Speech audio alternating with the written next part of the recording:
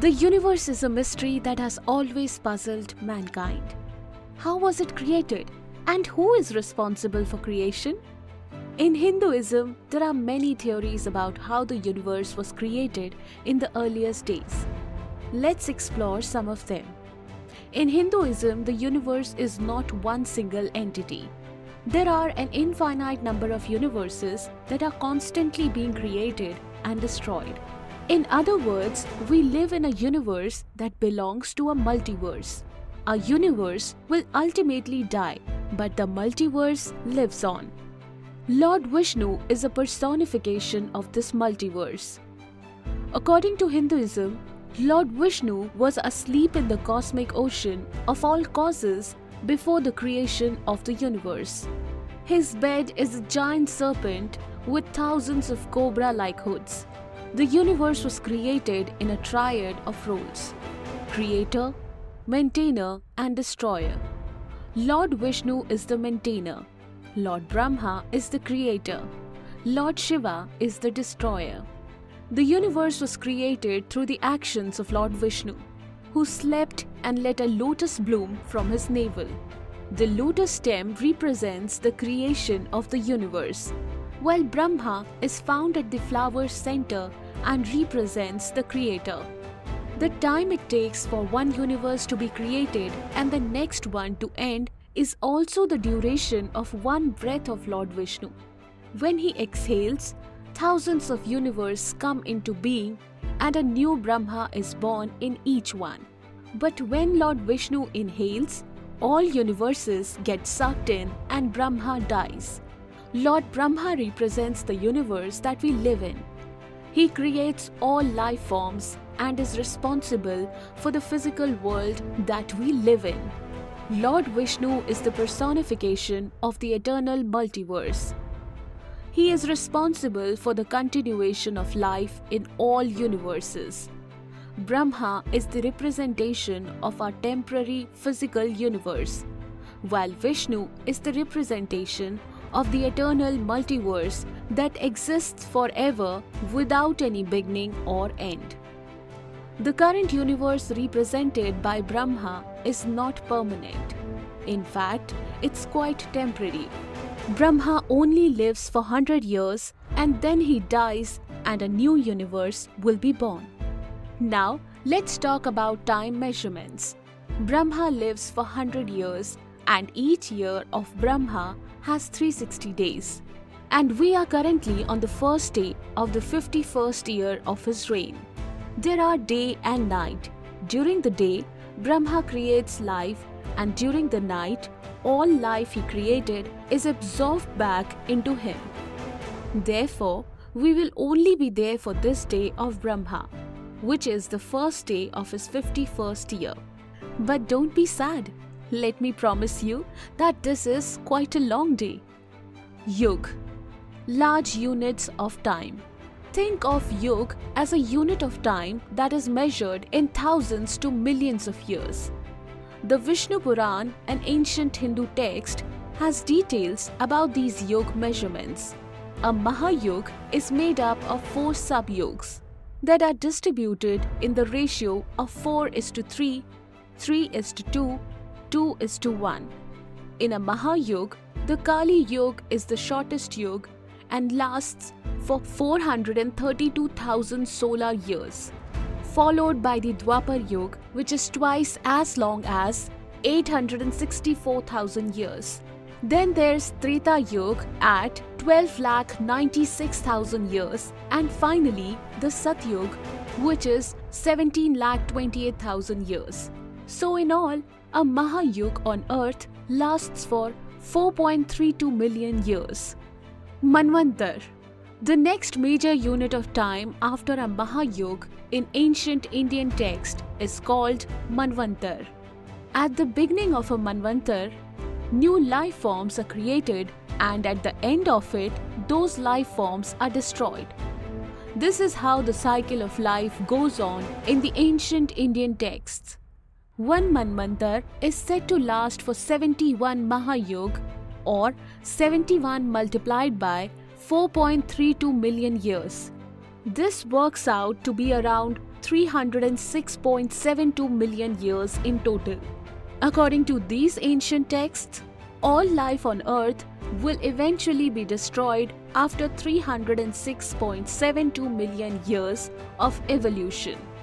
Interestingly, around 252 million years ago, the Earth experienced its largest mass extinction event. Most species on Earth were killed, including nearly 90% to 96% of all insects. This was also the only mass extinction period of insects on Earth. After each mass extinction of life forms, there is a period of recovery called Sandhikal. This period lasts for one Satyug or 1.728 million years. According to the latest estimates from modern science, it is believed that it took around 10 million years for life on Earth to recover after the Permian-Triassic extinction event. As you can see, it took our planet 10 million years to get back to its feet after suffering the greatest mass extinction in history. Kalp, Day of the Brahma or Universe. The universe has a day too.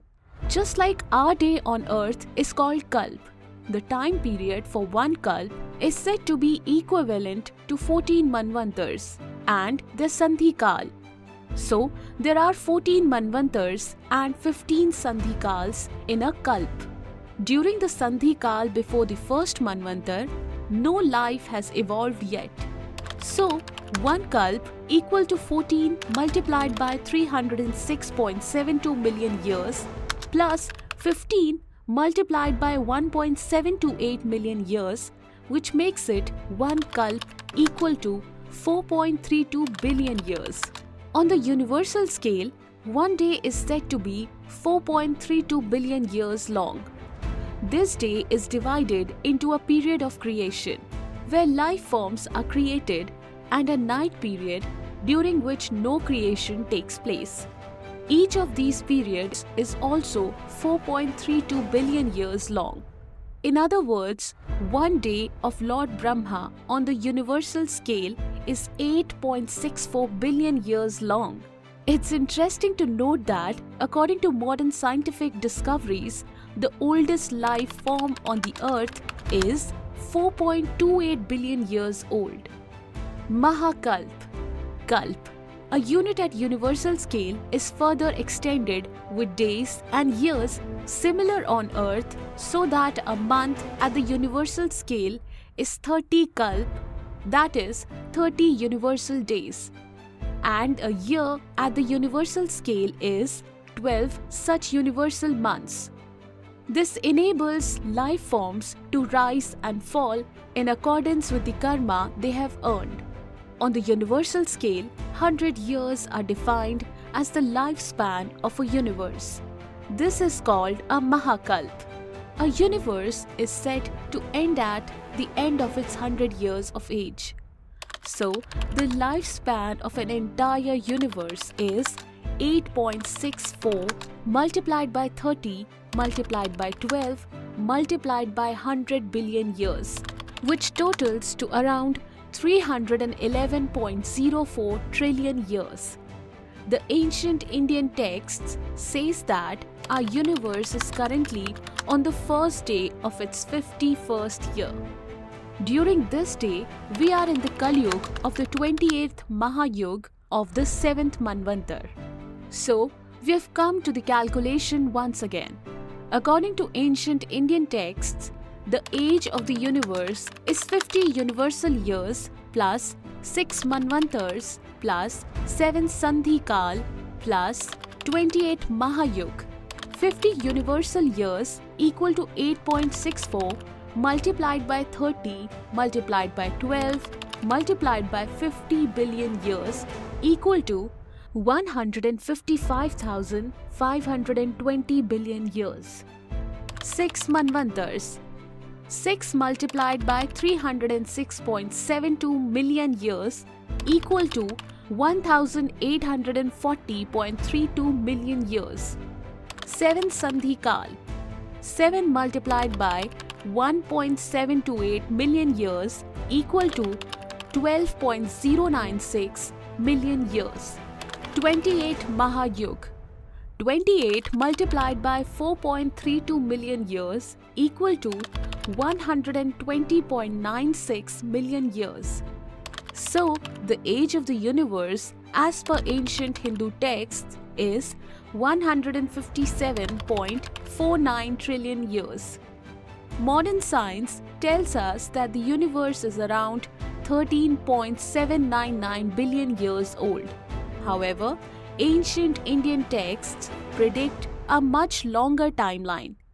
Ancient Indian texts says that the age of the universe is around 311 trillion years. This video is only an attempt to appreciate the great scale of time on which ancient Indians were working. We do not come across any other ancient civilizations that talk in terms of billions or trillions of years of calculations with specific names given to such large periods of time. Like the famous American cosmologist Carl Sagan said in his book Cosmos, the Hindu religion is the only one of the world's great faiths dedicated to the idea that the cosmos itself undergoes an immense, indeed an infinite, number of deaths and rebirths. It is the only religion in which the time scales correspond to those of modern scientific cosmology. Its cycles run from our ordinary day and night to a day and night of Brahma, 8.64 billion years long. Longer than the age of the Earth or the Sun, and about half the time since the Big Bang. Thank you so much guys for watching this video. If you liked it, like, comment and subscribe if you haven't already.